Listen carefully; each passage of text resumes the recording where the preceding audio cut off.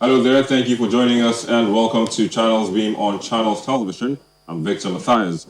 Now, in a few days, Nigeria will be celebrating its 60th independence anniversary. Now, while these celebrations are in top gear, youths in the country who constitute the larger population and have been touted as the leaders of tomorrow feel more needs to be done for them to reach their potential. And this edition of the program will analyze and examine how the youths have fared so far and what needs to be done either by the government, the private sector, or individually to better the lot of the youths in the country.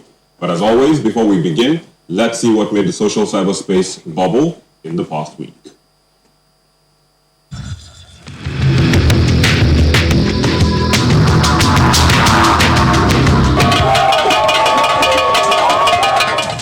The just concluded Edo election continues to dominate the charts as the fifth most viewed video is a thank you rally held by the winner, Governor Godwin Obaseki.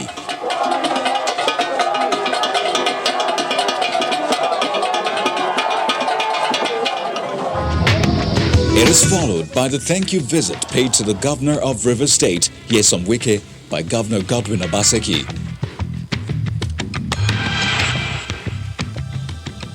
During the elections, you moved base back to Benin.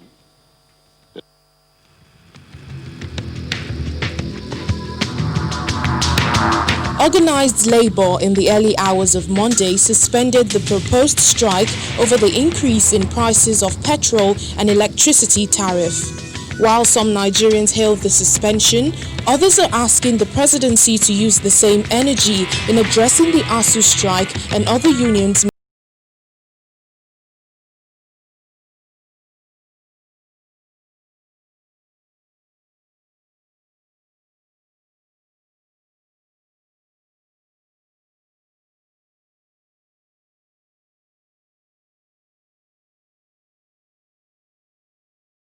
Nigerian version of the reality TV show Big Brother came to an end with Lekon emerging winner. Icons, as his fans call themselves, voted the most as he was announced the winner of the show. Fellow housemates Dorothy and Nengi were first and second.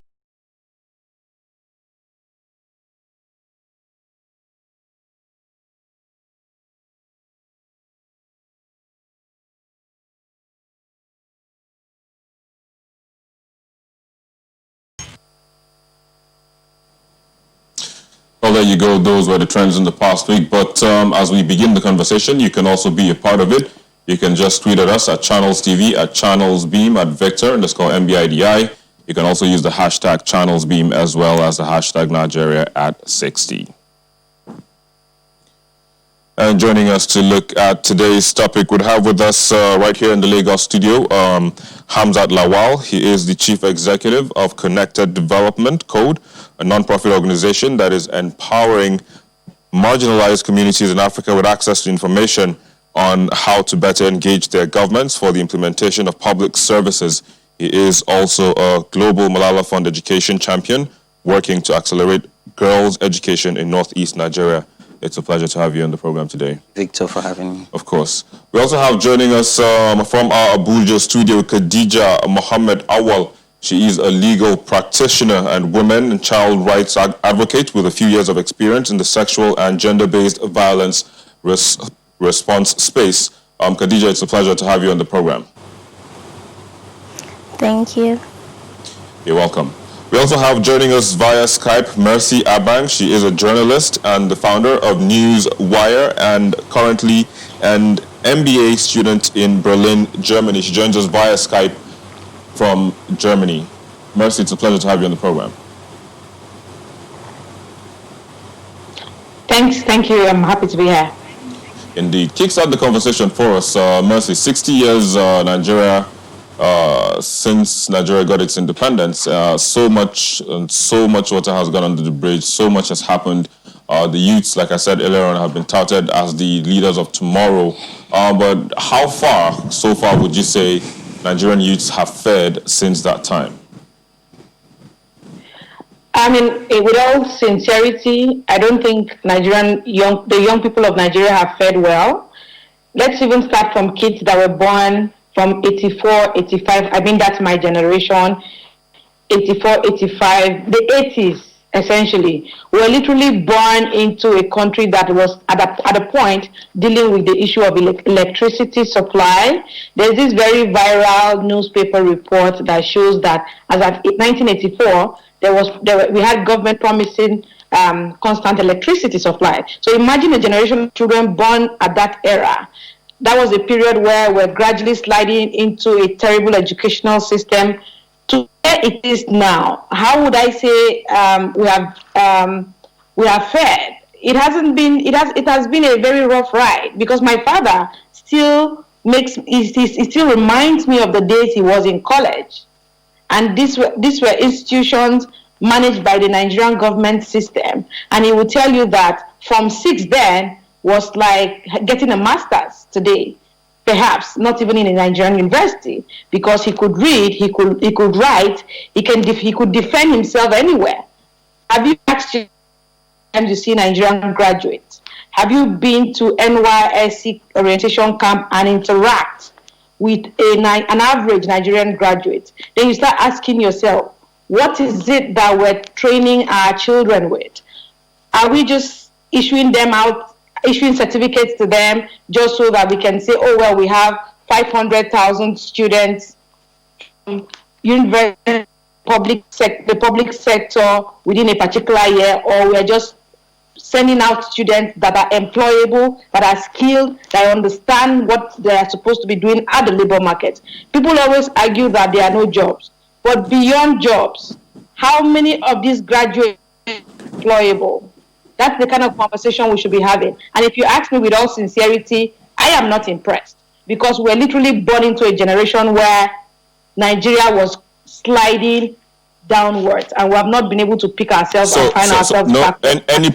Any positive so far, apart from the fact that... Of course, there are positives. I mean, there are positives. Right now, Nigeria is enjoying democracy. There are democracy dividends. Yeah. There are issues. You wouldn't say that we do not have challenges, but we do. 21 years going through an entire democratic experience. I would say there are positives. We had a military era where we had lots of issues like freedom to express yourself. It's where then Nigerians rose up and said we needed a civilian regime. And right now, it's not perfect, but the experience is still there. So hey, I was born in the 80s. That's my own experience that I can lay hands to, you know. Indeed. But yes, they are positives. Absolutely, they are. All right, I'll come back to you in just a bit. But Hamlet, let me also get to hear from you. Which positive would you say the Nigerian youth can boast of, since independence, or like Mercy said, since the 80s, which perhaps is also your own generation as well? Let me take us back memory lane. And when we talk about independence, at that time, Nnamdi Azikiwe, Awolowo, they were in their primes. They were young people. And coming back to my own generation, I would even take it from the Not Too Young to Run movement, because this was a movement that have given hope to young people to aspire into public office, where we now see young people as part of the solutions rather than part of the problem. But for me, again, and in reflecting, what we also need to do more is to see that we can have, transitional leadership. Nigeria is 60. If you imagine a 60-year-old man, and looking back, look at Nigeria as a woman or a man, and in 60 years, really when you look at Nigeria at 60, we've not done as much as we should have. Mercy have talked about education. Now we're dealing with over 10 million out-of-school children. With the impact of COVID-19, 1 or 2 million would be added. And when you look at the statistics, over 70% are girls.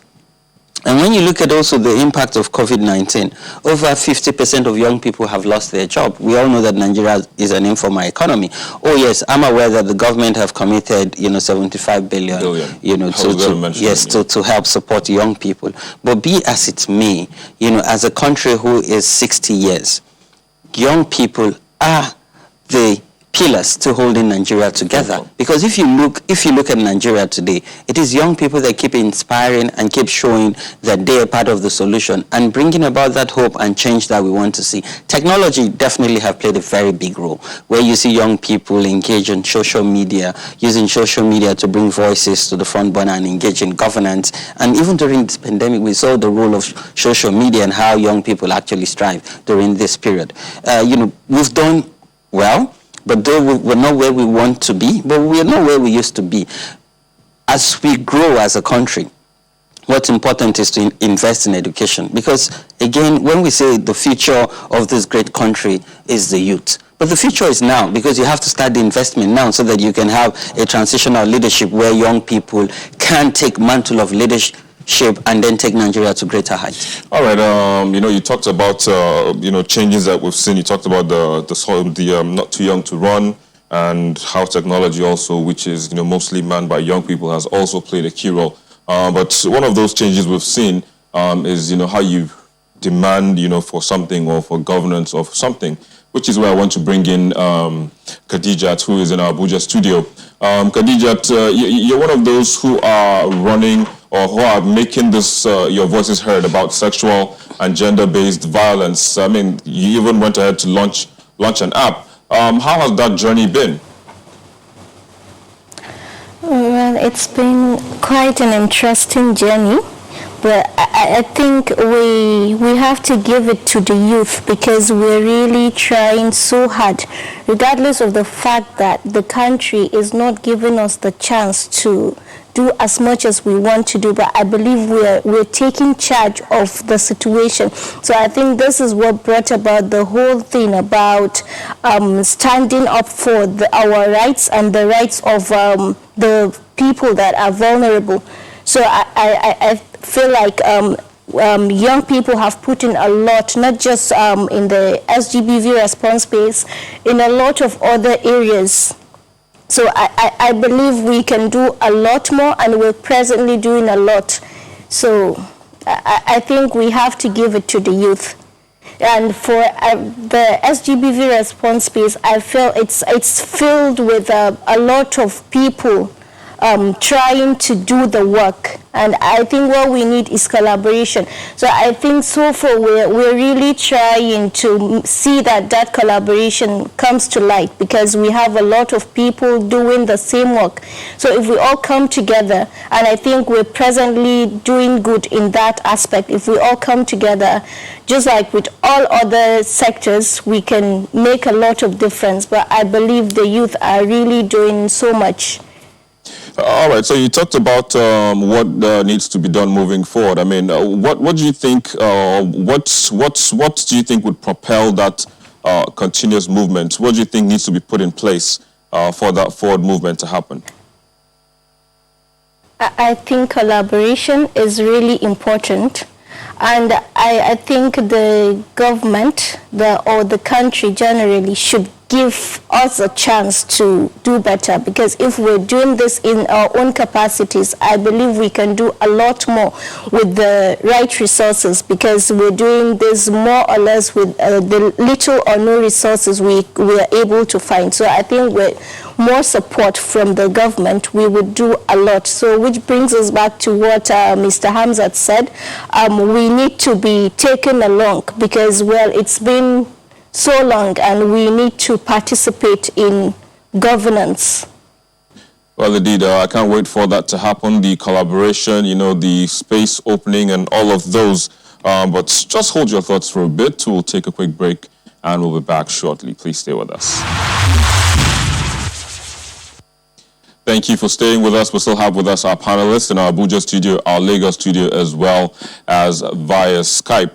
But just before we went on the break, they were talking about how young people can collaborate with the next or the upper generation to see or to bring about change. And that was coming from Khadija in our Abuja studio. But let me go back to Mercy Abang, who is joining us via Skype from Berlin in Germany. Mercy, just as we wind down now, pretty much moving forward now, what more do you think, or what do you think can be put in place, for young people to be better than they are? Like you said earlier on, we're not where we are supposed to be, but at least we've moved some steps forward. What do you think can be done so they can climb higher on the ladder that they are at the moment? I think that young people should not sit still and think that power will be handed over to them a la carte, because 70-year-olds are not sleeping, 80-year-olds are not sleeping. They're busy working at night, scheming and planning for instance, 2023. And we're just sitting down on Twitter and on Facebook and just gisting our lives out, right? I feel like young people need to get into the system, get into politics. If you have to get into politics, get into civil society, get into the media. Look at the number of people that went out to vote on Edo elections, for instance. Look at the percentage. The level of voter apathy is still very high. That is also because young people are not interested in voting. How would you influence a process? How would you decide who presides over your affairs if you do not vote in an election year? So young people need to start getting involved. Young people need to start taking their civic responsibilities very, very seriously, because Nigeria is a country that it will take this generation to fix. Our fathers are old, they are dying. Even if they do not die, within the next 20 years, you don't expect a 70-year-old to be as active as, as a 20 or a 30-year-old. Young people need to roll up their sleeves and get to work and stand up. Like Hamza rightly pointed out, look at the generation of General T.Y. Danjuma. Look at the generation of General Olusegun Obasanjo. Look at the generation of General Muhammadu Buhari. They all started in their 20s. They all started in their 30s. Why is it that this generation, a 40-year-old, is still looking for a job? We need to all rise up at the same time as well. Well, some would argue that times have changed. Perhaps that's why we have a different situation from what they had back then in their generation. Do you subscribe to that? I don't agree. As a matter of fact, we have more opportunities. Guess what? I can just stay in my house with the access to Google and study for a course. That is the generation we have. They never had it. We have the internet that has helped us in gaining as much knowledge and skills as possible. So we do not have any reason to sit back and say we can't do it. We actually can do it. Yes, we do not have a country where I agree with the argument that we need systems. I need electricity to be able to turn up my laptop, right? I need roads. I need transport. I need a transport system to move from point A to point B. That has to be government to deliver. If you do not have it, how do you make sure it is gotten if you don't vote? Well, right. Yes, the systemic problems are there, but we really the level of apathy is crazy, frankly, right. And this is on the part of young people. Let's hope that changes in the not too distant future.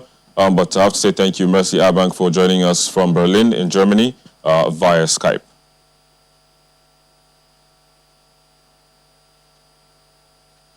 Thank you once again, Mercy.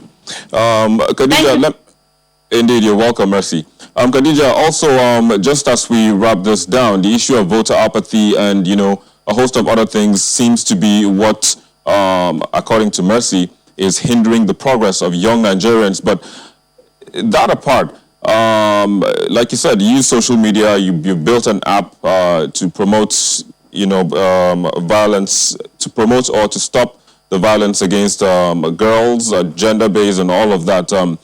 So we have all of these tools around. What do you think, and you have young people, why do you think that taking the online conversations offline is pretty much some form of a problem? Well, I think we're doing that. We're working towards that because most of these ideas are ideas that started online, and then young people are moving offline to try to achieve something like this. Because we've had like this discussion around SGBV has been ongoing online, and I think that has also gingered a lot of people to step up in their own communities. I think that is also a campaign that has gone offline, because we started it online, and then I believe a lot of people are more conscious now, because by just starting the conversation, you have done a lot. So we just need to keep that energy up, and then I believe we'll achieve a lot more. Well, I can't also wait for that to happen, but I have to say thank you, Khadija, for joining us from our Abuja studio and sharing your thoughts on this issue. Happy Independence, and of course, let's collaborate and do more as time goes by. Thanks once again. Thank you, and same to you. Of course, thanks as well.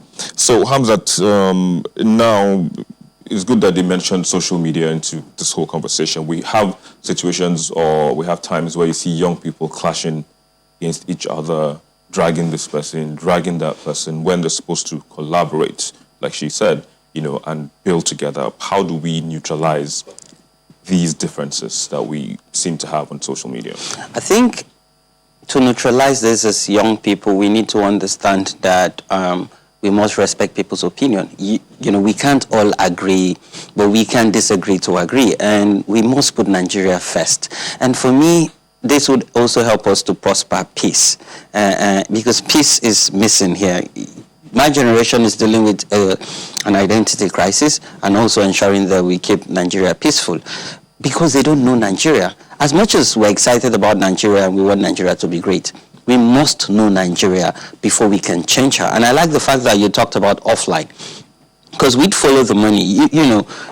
You have to do offline for like 89%, 90% before you come online, because you don't want to misinform people and then share fake news or what is not, what is not there. So for me, young people must learn how to tolerate themselves and galvanize that energy towards nation building. And that's why I'm excited about what the National Orientation Agency is doing for a better Nigeria, where they're saying, as young people do a 1-minute video post on Twitter or Facebook, use the hashtag. This would help bring about peace, and then we'll know each other much more better. And in wrapping up, Victor, I believe that open data would play a critical role. How would government also ensure that we can rebuild back trust using traditional institution, religious institution, because this, institutions play a critical role in rebuilding Nigeria and ensuring that government plays high role, while, young people support government to strive, because we're all government, because I pay tax. I know. We all pay taxes, that's the thing. But again, I hope all of that happens. Open data is true. It's really key, and I hope that, comes to, or we have more of that. We have a bit of it, but we need to have more of that. But thanks again, Hamzat Lawal, for joining us. Thank you for having me in the studio. Of course. That's where we are, but let's now take the most viewed videos on our YouTube channel in the past week.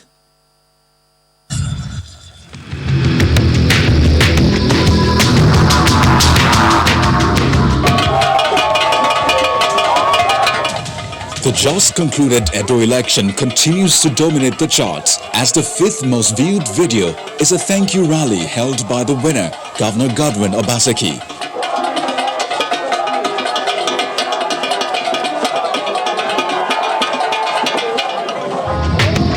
It is followed by the thank you visit paid to the Governor of Rivers State, Nyesom Wike, by Governor Godwin Obaseki.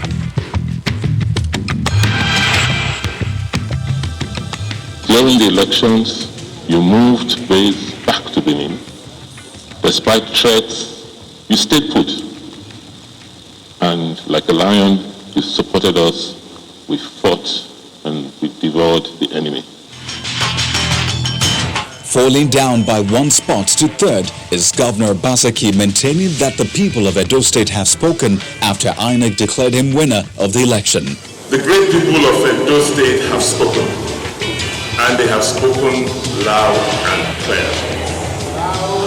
We thank God Almighty and give Him all the glory. 2nd spot sees Governor Obaseki again, this time claiming that his victory helps to unite Edo State. My victory, as I've said in other fora, has shown unity. It has united us Edo people. For the first time in a long while, we are all speaking as one. While in 1st place is a blast from the past. A sad one too. It is a video of a fuel-laden tanker explosion on the Otedola Bridge in Lagos State, which occurred 2 years ago, killing many and destroying cars and buildings as well.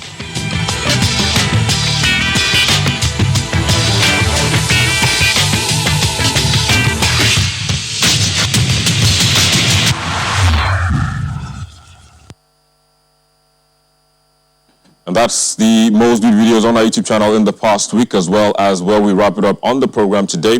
Thank you for watching. I'm Victor Matthias.